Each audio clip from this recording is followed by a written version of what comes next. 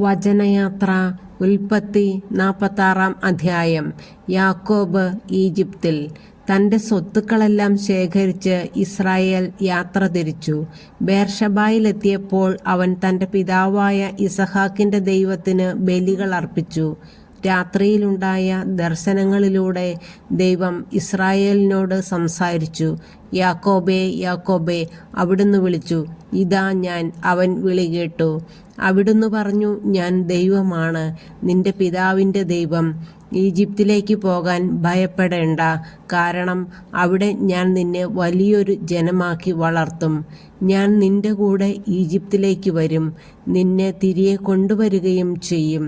മരണസമയത്ത് ജോസഫ് നിന്നെ ശുശ്രൂഷിക്കും. യാക്കോബ് ബേർഷബായിൽ നിന്ന് യാത്രയായി.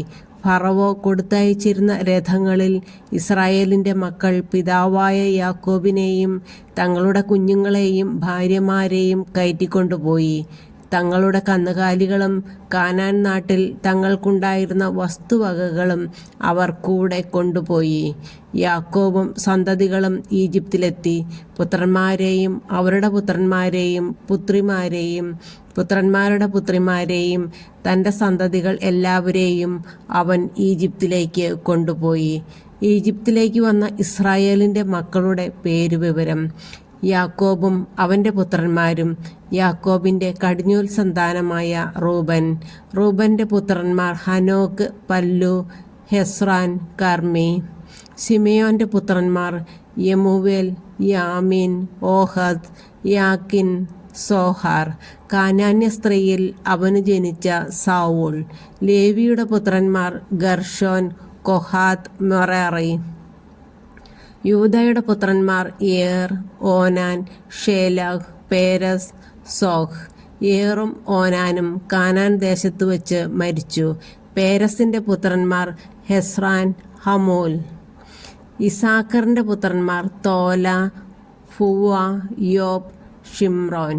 സെബുലൂണിൻ്റെ പുത്രന്മാർ സേരദ്, ഏലോൻ, യഹ്ലേൽ. പാദാൻ ആരാമിൽ വെച്ച് യാക്കോബിന് ലേയായിൽ ജനിച്ച പുത്രന്മാരാണ് ഇവർ. അവളിൽ അവന് ദീന എന്ന പുത്രിയും ജനിച്ചു. അവൻ്റെ സന്താനങ്ങളുടെ ആകെ എണ്ണം 33 ഗാദിൻ്റെ പുത്രന്മാർ സിഫിയോൻ, ഹഗ്ഗി, ഷൂനി, എസ്ബോൻ, ഏരി, അരോദി, അരേലി. ആഷേറിൻ്റെ പുത്രന്മാർ ഇംന, ഇഷ്വ, ഇഷ്വി, പറിയ, അവരുടെ സഹോദരി സേറഹ്. പറിയായുടെ പുത്രന്മാർ ഹേബർ, മൽക്കിയേൽ.